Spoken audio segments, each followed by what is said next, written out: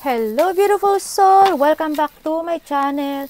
This is Mei Chang Ame from Japan. Scorpio Kabayan, this reading is for you. Maraming salamat po na sa aking subscriber, new subscriber, cross-watcher, at sa mga bagong pasok dyan. Welcome na welcome kayo sa bahay ni Ate Aimee. Maraming salamat din sa nakataba ng puso niyo mga comments. Dahil halos lahat kayo is resonates. Keep comment lang mga kabayan, ang iyong energy is naiwan dyan. Pati pangalan niyo binabasa ko, makuha ko lang ang iyong energy, makaresonate lang kayo sa ating reading. Maraming salamat din sa mga nagpa-personal reading. Kung gusto niyo po ng personal reading at energy niyo lang ang gusto niyo makuha natin, nasa baba po ng video na to, how to contact me. No? At syempre, maraming salamat din kay EM Square at sa mga nagbigay ng mga donation. Yan. Salamat po sa inyo. I appreciate ko talaga yan. Always sa lahat ng suporta niyo. Maraming salamat. And syempre, this is a general reading, no? Kuhanin mo lang sa'yo at itapon na hindi naman para sa'yo. Maaring ito is a vice versa. Maaring energy mo, energy ng person mo, energy lang malapit sa puso. Maaring nangyayari o mangyari pa lang. Use your own intuition. Maybe this is related sa work, love, job, friends, family member, co-workers, o sa business mo. Tandaan nyo, this is not your personal reading. This is a general reading. Okay, may nakita ko na there's a friendship or may mga tao na loyal sa'yo at may mga tao na sumusuporta sa'yo at pagkakatiwalaan mo, no?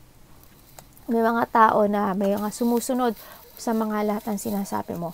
May mga pinag-aaralan ka siguro o you have matalino kang tao or marami kang pinag-aaralan o marami kang nire-research ng mga sekreto or ng mga mystery, maaring ganun, no? May mga pag-aaral o pagsisiyasat, no? Sa nakita ko to. Mag-ingat din tayo, baka makaranas tayo ng mga nervyos, stress, maaring magkaroon ng mga pagnanakaw, o may mga kapintasan na magaganap o maaring pintasan ka o ikaw magpipintas, yan, maaring ganon. Magkakaroon ng mga depletion o mag-ingat tayo sa mga sakit, no? Sa nakita ko dito, no? Mukhang hindi maganda ang mangyayari. Scorpio, maaring ito is magkabali-baliktad, no? Kuhanin mo lang o maaring nangyari na to, no? O mga mangyayari pa lang. Maaring magkabali-balik na to. April 22 kay Scorpio. April 22. Wow. April 23. Wow. Papapawa ko yun. April 24 kay Scorpio. Please show me. Diba? Anong nangyari? 25 po.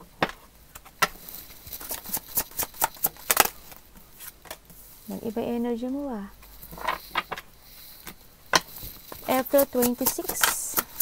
Hingi din tayo ng advice kay universe at ang iyong overall energy for this week. 27.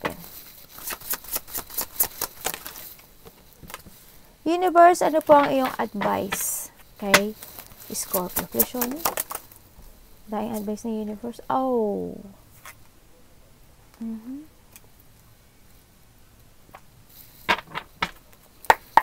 Overall energy, uy, iba dito may new love. Iba dito may new love. May nagkakaroon na, there's a situation na nagbibigay na sa inyo ng happiness. Ayan. Maaring love life, ganyan. Maaring work, business, yan.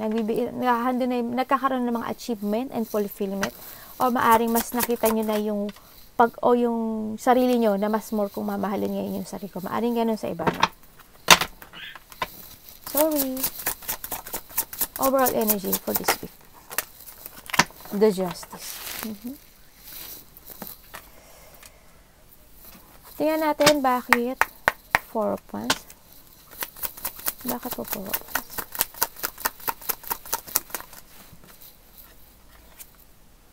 With the 9 of Pentacles. Wow. Yung iba dito siguro nagkaroon na ng mga achievement sa inyo, no? Nagkaroon ng mga kasiyahan, maaring siguro yung iba sa inyo lumipat ng place o lumipat na kayo ng bahay, ganyan, o bumili kayo ng bahay o baka nagpa-renovate kayo ng bahay. When it comes sa negosyo, ganun din, ano? Nagkakaroon ng mga successful sa buhay nyo ngayon, nagkakaroon ng abundance, no? Nagkakaroon ng mga long-term o matatag na foundation sa buhay mo sa ngayon, no? Sa nakita ko dito. Ando yung pagiging kontento in what you have, no? Iba dito is a single. Iba dito, ando yung part na nabibili niyo yung gusto nyo, na pupuntahan niyo yung gusto niyo. May nakita rin ako dito na maaring may sinusuportahan ka na matanda o relatives mo ganyan. Maaring magkakaroon ng mga celebration when it comes to your family. Baka nakabili ka nga ng bahay o nagpa-renovate ka ng bahay o nag-move ka ng bahay. Ano ba to? Nag-iba ka ng place, ganyan. May mga magaganap na celebration ng happiness. Maaring there's a wedding. Yeah, may getting together kasi ako nakikita. May getting together ako na nakikita. Maaring may mga mag-celebrate ng success nila. Yan. Maaring magkikita ng mga kapamilya, may reunion of family, may mga parties ako nakikita dito. May mga coming home din sa iba. No? Na maaring doon sa kapamilya na uuwi o ikaw ang uuwi, no? Maaring ganun. Surprise party, may mga community or teamwork, maaring may magkikitang ganun, mga close relationship, no? Nakita ko rin may mga magse-celebrate na may kasiyahan kasi ako nakita na siguro may mga naging success o may mga na-achieve kayo sa nakita ko dito. Kaya magkakaroon ng happiness, no? Ganyan. Nakita ko yung stability mo dito, Scorpio. Nakita ko yung being a successful person. Magkakaroon, siguro, kung may ginagawa kayo na isang negosyo o business pa niya, nakita ko yung, niya, saya. Yung pagiging, matagal niya. Magiging matagal siya.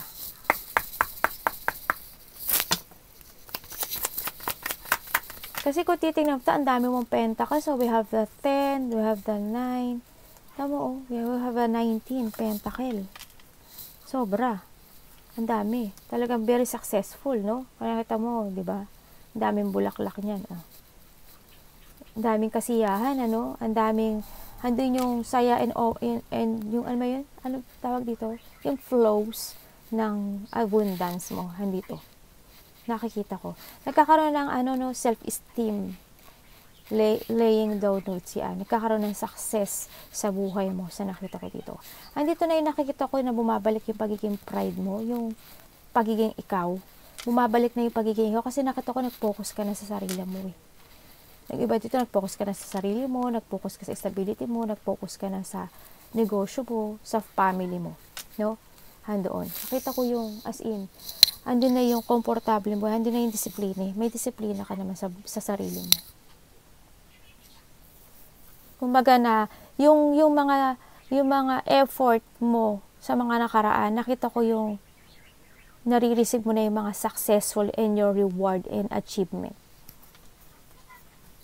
Andito kasi yung abundance and wealth, no?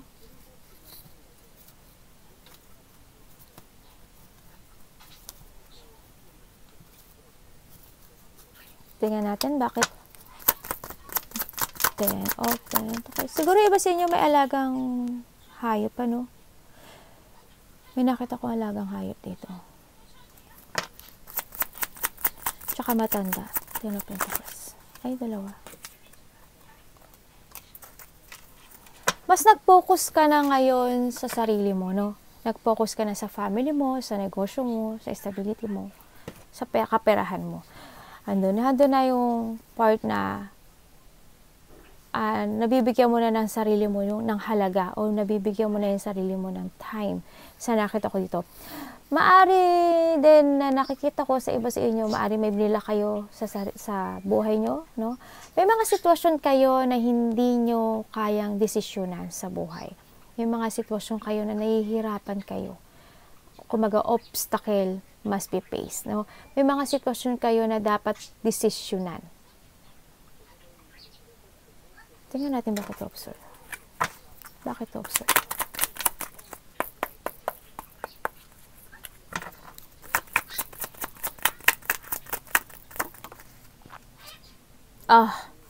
God.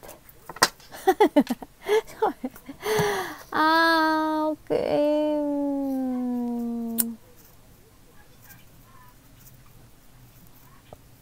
Andito sa nag-focus ka na sa sarili mo, pero ang nakikita ko dito, there's a person here na hindi niya alam ang gagawin niya. Tao na wala na siyang nararamdaman eh. Maybe ikaw, wala ka nang nararamdaman sa tao. Ando sa pagkalito, hindi niya alam kung gusto kanyang tawagan, gusto kanyang kausapin, gusto niya makipag-communicate, pero matatakot siya sa'yo.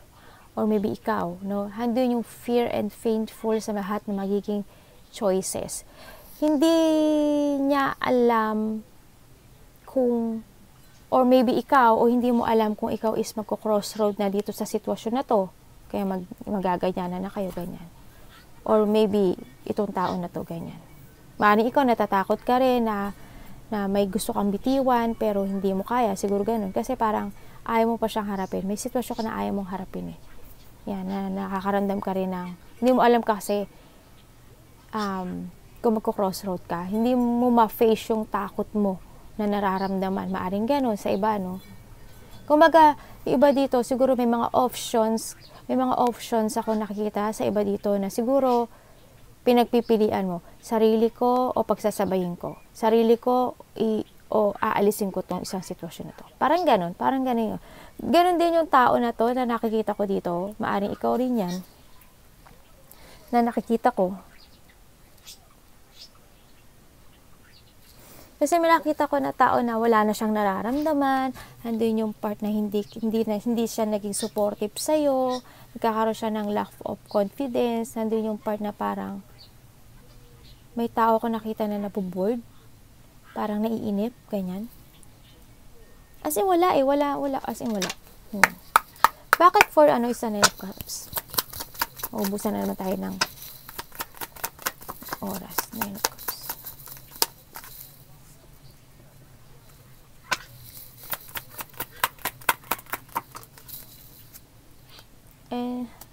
We have the 2 of 2. Tingnan mo. 2 of 2. Okay, may mga meron ka talaga na sitwasyon na ini-evaluate mo. Na pinag-aaralan mo siguro. Na wini-wait mo siya. Handun yung back and forth na nararamdaman mo, no? Na maaari ikaw to. Na nararamdaman mo. Na handun yung back and forth. Na may gusto kang gawin na sitwasyon na you want to follow your heart sa nakita ko. You want to follow your heart pero hindi mo, nagja-jungling ka, hindi mo alam. Hindi mo alam kung paano. Parang nagkakaroon ng mga multitasking, nagkakaroon ng jungling, nandun yung back and forth na feelings, nandun yung nung hinahanap mo pa, parang binabalanse mo pa yung lahat. May mga sitwasyon ka na binabalanse mo. Alam mo yun? Ganyan. Tinatry mo siyang balansehin. Pero with that, sinasabi dito, huwag ka mag-jungling. Sinasabi dito na kailangan mo mag-choice sa iisa. Kung gusto mo mag-crossroad ka. Pero isa lang ang piliin mo. Kailangan mo mag-ship ka. Kailangan mo magbago ka. Kasi andun yung part ng sitwasyon mo na parang ganito siya o gano'n. Parang alon. Nasa taas ka, bababa ka. Parang gano'n yung feelings. Minsan gano'n yung feelings na nakikita ko sa iyo. No, you need to end yung mga sitwasyon na to, no? Tingnan natin. For the 25 is the death to show me. Yung mga malaking pagbabago sa'yo.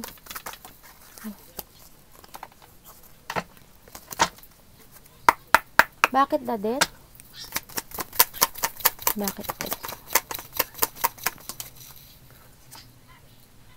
The 9 of Cups.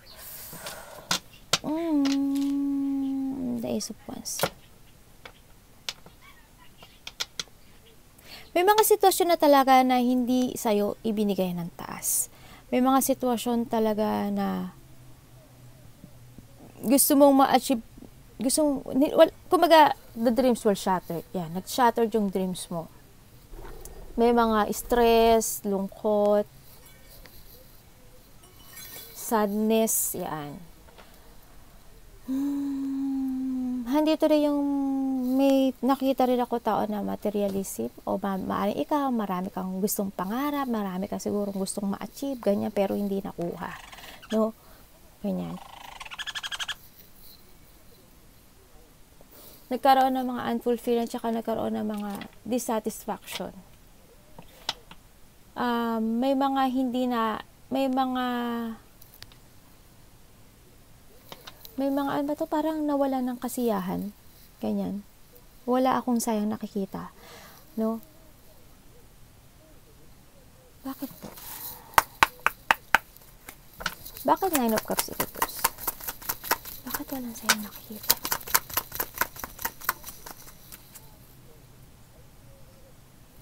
Oh my God, the death and the death. Diyos medyo marimar.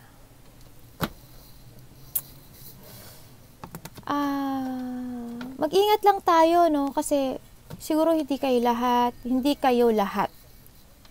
May malapit sa puso nyo na mawawala.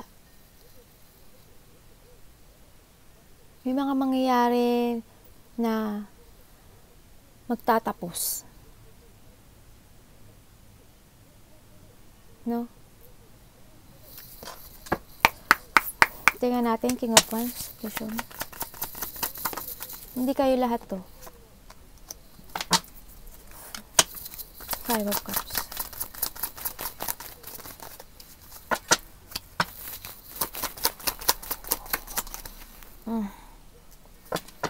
Okay. 7 of Cups. Handito sa part with the 26. Sa 26 na tayo. 26. Maaring iba dito nangyayari na o mangyayari pa lang na. Maaring ito magkarambol-rambol yan ha. Ano yun yung sarili nyo. Handito yung part na may mga inaaral ka na may mga nire-research ka, na may mga... Handi na yung gusto mo nang umalis sa sitwasyon. Nakikita ko kasi yung pagiging matapang mo eh. Yung parang handi na yung part dito na makakaramdam ka na pagkilos. Kaya maaring kumilos ka na dito, maaring magkaroon ka na ng mga ideas na gusto mong gawin, no, sa nakita ko dito. Yan, maaring mag-step up ka na o magkakaroon ng mga pagbabago kanyan. Bakit po Page of Swords?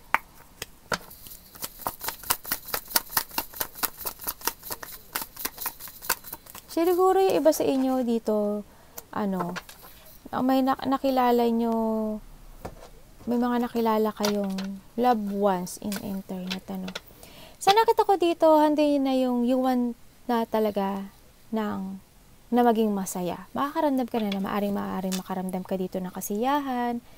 Yan, maaring makikita mo na magkakaroon ka na idea siguro dito na gusto mo na sumaya, ganyan. Na gusto mo na mag-success, makakaramdam ka na ganun. Magkakaroon ng tapang na dito. Magkakaroon ng step up, kumbaga. When it comes dito rin, magkakaroon ng mga collaboration, no? Maaring may mga makipag-collaborate sa'yo, ganyan. Na tao, o may mga magkakausapin kang tao, ganyan. May mga aralin, may mga growth, may mga gusto kang gawing growth sa buhay mo. Maaring business, sarili mo, mas lalo mo pang gustong maging pogi, maganda, ganyan. O baka gusto mo ng lalong maging matapang, ganyan. No, sa nakita ko dito. Dito naman sa 27, nandito yung may mga panghihinayang o may mga regret na magaganap o baka nangyari na to sa iba, no? Hindi yung mga disappointment o yung mga panghihinayang sa isang bagay, no? Hindi yung mga tao na nakita ko na maaring may lungkot kasi ako dito nakita. May lungkot ako nakita, nagkakaroon ng mga, baka this day, makaramdam ka ng ayaw mo kumilos, tatamarin ka na, ganyan. Siguro, maisipin mo na wala kang iisipin kundi yung sarili mo lang. Magiging makasarili ka, ganyan. Siguro in this day. Siguro magiging bitter ka. Yun nakita ko. Meron din ako nakikita dito na there's a person here na hindi niya nakita yung halaga mo. Hindi niya nakita yung mga ibinigay mo sa kanyang love. Pero, nagsisisi siya. Nagsisisi siya. Bakit?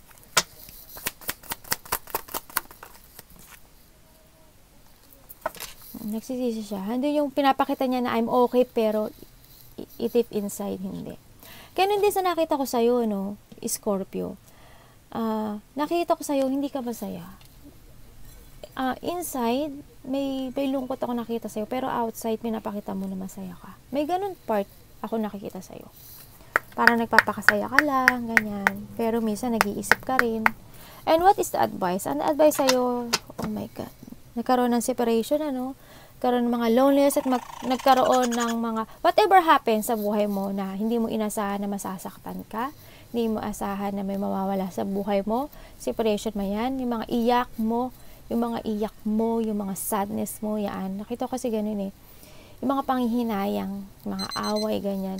Huwag mo daw mo i-focus yung sarili mo doon. Kailangan mo nang mag-getting over itong mga sakit o hirap o pain. I-release mo na yan. Yung mga problema mo, huwag kang mag-isa. Kung nakakaramdam ka ng lungkot, sabihin mo sa iba, i-share mo sa iba, yung mga tao mapagkakatiwalaan mo, yung mga tao na malapit sa iyo sa buhay, mga tao na maiintindihan nila yung sitwasyon mo, yung hindi ka i-judge.